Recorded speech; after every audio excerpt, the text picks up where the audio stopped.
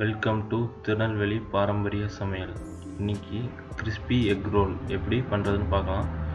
Crispy egg role செய்ய தேவையான பொருட்கள்: மைதா 1/4 kg, முட்டை வேக வச்சு எடுத்துக்கோங்க, நெய் தேவையான அளவு, பிரெட் க்ரம்ஸ் தேவையான அளவு. பிரெட் க்ரம்ஸ் வீட்டிலேயே எப்படி செய்யணும்னு தெரிஞ்சுக்கணுமா? வீடியோ லிங்க் வந்து டிஸ்கிரிப்ஷனில் கொடுத்துருக்கேன். அதுபோக வீடியோ வந்து மேலே கார்ட்டில் கொடுத்துருக்கேன். வேணுங்கிறவங்க போய் பார்த்துக்கோங்க.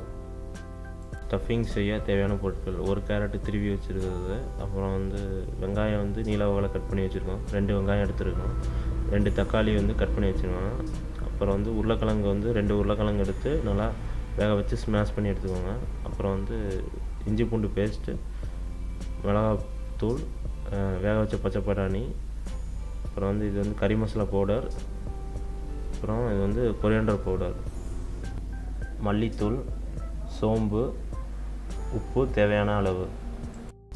இதுவரை வெஜ் ரோல் செய்ய தேவையான பொருட்கள் என்னென்னு பார்த்தோம். இப்போ வெஜ் ரோல் எப்படி செய்கிறதுன்னு பார்க்கலாம். மைதா 1/4 கிலோ எடுத்துக்கோங்க. அதில் வந்து தேவையான அளவு வந்து உப்பு வந்து ஆட் பண்ணிக்கோங்க.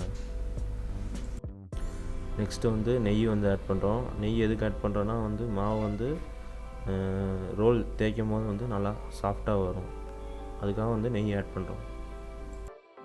நெய்யை வந்து மாவோடு நல்லா மிக்ஸ் பண்ண பிறகு கொஞ்சம் கொஞ்சமாக வந்து தண்ணி ஆட் பண்ணி பூரி மாவு பதத்துக்கு வந்து பிசைஞ்சு எடுத்துக்கோங்க. தண்ணி ரொம்ப ஆட் பண்ணிட வேண்டாம்.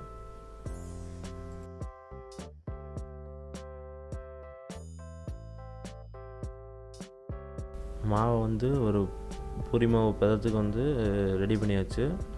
இப்போ வந்து இதை ஒரு 30 நிமிஷம் அப்படியே ஊற வச்சுருங்க. அதுக்குள்ளே வந்து ஸ்டஃபிங் எப்படி செய்கிறதுன்னு பார்க்கலாம். ஒரு பேன் எடுத்துகிட்டு அதில் வந்து தேவையான அளவு ஆயில் ஆட் பண்ணிவிட்டு அதில் வந்து கொஞ்சமாக சோம்பு வந்து ஆட் பண்ணிக்கலாம். இப்போ வந்து நறுக்கி வச்சு பெரிய வெங்காயம் வந்து ஆட் பண்ணிக்கலாம்.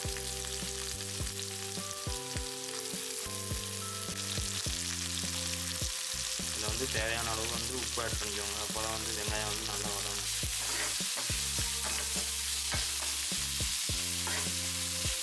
அடுத்ததாக வந்து நம்ம வந்து சின்ன சின்னதாக நறுக்கி வச்சுருக்க தக்காளியை வந்து இதில் வந்து ஆட் பண்ணிடலாம்.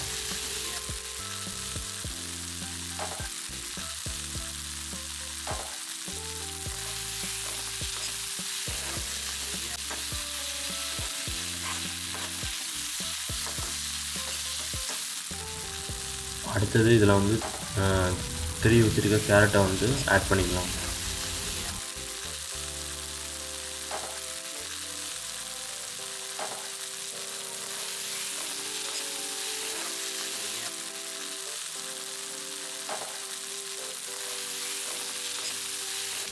அடுத்தது இதில் வந்து இஞ்சி பூண்டு பேஸ்ட் வந்து ஆட் பண்ணிக்கலாம். நல்லா இஞ்சி பூண்டு பேஸ்ட் வந்து ராஸ்மணி போடுறதான் வந்து நல்லா வதக்கி எடுத்துக்கோங்க. இப்போ இதில் வந்து வேக வச்ச பச்சை பட்டாணி வந்து ஆட் பண்ணிக்கலாம். அதுக்கப்புறம் வேக வச்சு வச்சுருக்கிற ஸ்மாஷ் பண்ணி வச்சுருக்கிற உருளைக்கிழங்கையும் ஆட் பண்ணிக்கலாம்.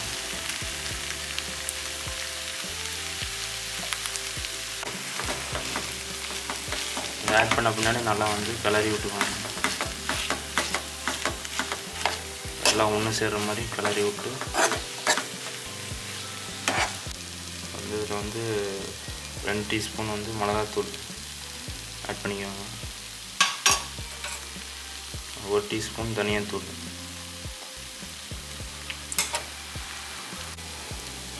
அப்புறம் 2 டீஸ்பூன் கறி மசாலா பவுடர்.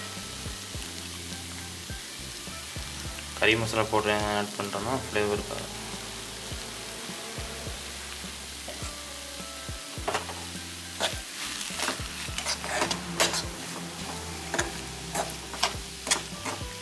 இப்போ இதில் வந்து தேவையான அளவு சால்ட்டு ஆட் பண்ணிடுவோம்.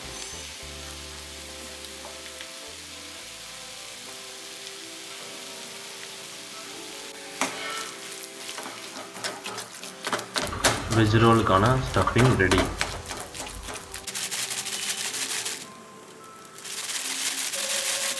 இப்போ வந்து ரோலை ஒட்டுறதுக்கு வந்து பேஸ்ட் எப்படி பண்ணுறது? பேஸ்ட் ரெடி பண்ணுறதுக்கு வந்து ஈக்குவல் அமௌண்ட் ஆஃப் கார்ன்ஃப்ளவர் மாவும் மைதா மாவும் எடுத்துக்கோங்க. அதில் வந்து தேவையான அளவு லைட்டாக உப்பு ஆட் பண்ணிவிட்டு நல்லா ஒரு பேஸ்ட் பதத்துக்கு வந்து கிண்டி எடுத்துக்கோங்க.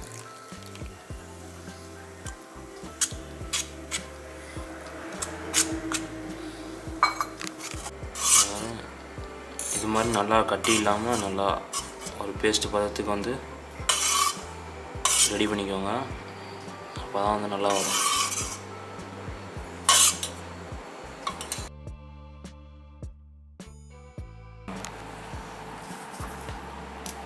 நல்லா இந்த சைஸுக்கு ஒட்டி எடுத்துக்கோங்க, ஒரு கை அளவுக்கு. அப்போ தான் வந்து ஸ்டஃபிங் வைக்க கரெக்டாக இருக்கும்.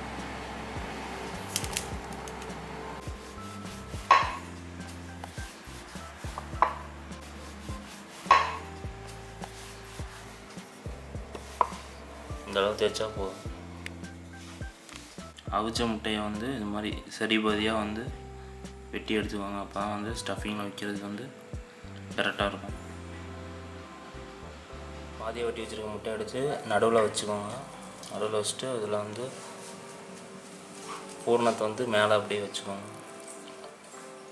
ரெடி பண்ணி வச்சுருக்க மசாலா வந்து அதுக்கு மேலே அப்படியே வச்சுட்டு ரோல் பண்ணிக்கலாம். எக்கு கவர் பண்ணுற மாதிரி வந்து மசாலா வந்து வச்சுக்கோங்க. இப்போ வந்து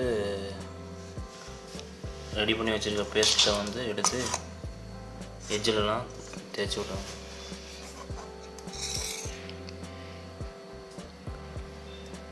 பேஸ்ட் ஏன் தேய்க்கணும்னா இப்போ தான் வந்து எண்ணெயில் பொரிக்கும் போது வந்து உடையாமல் வரும்.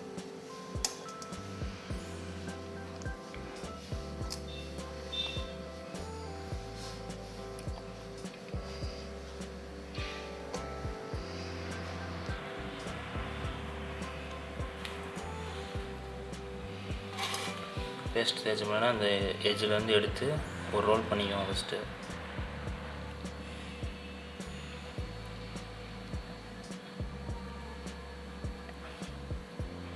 ஒரு ரோல் பண்ணிவிட்டு இந்த கார்னர் இருக்கிறதெல்லாம் வந்து ஃபுல்லாக இந்த எண்டு வரை நல்லா மடித்து விட்டுக்குவோம். இந்த மாதிரி 2 பக்கம் மடித்து விட்டுட்டு மடித்து விட்டிங்கன்னா வந்து உடையாமல் இருக்கும் எண்ணெயில். இப்போ வந்து ஒரே இதாக ஃபுல்லாக ரோல் பண்ணிக்குவோம்.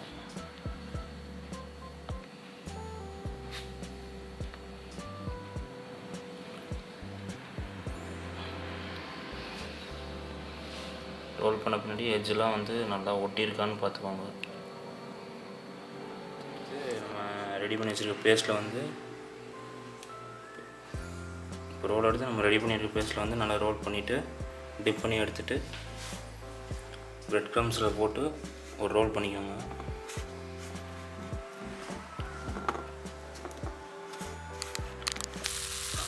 ரோல் வந்து நல்லா ப்ரௌன் கலரில் வர வரைக்கும் நல்லா ஆயிலில் வந்து டீப் ஃப்ரை பண்ணி எடுத்துக்கோங்க.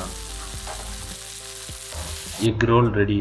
இது வந்து டொமேட்டோ சாஸோடு சாப்பிட்றதுக்கு வந்து ரொம்ப நல்லாயிருக்கும். இந்த எக் ரோலை வந்து உங்கள் வீட்லேயும் செஞ்சு பார்த்துட்டு எப்படி இருக்குன்னு கீழே இருக்க கமெண்ட் செக்ஷனில் தெரியப்படுத்துங்க. நன்றி.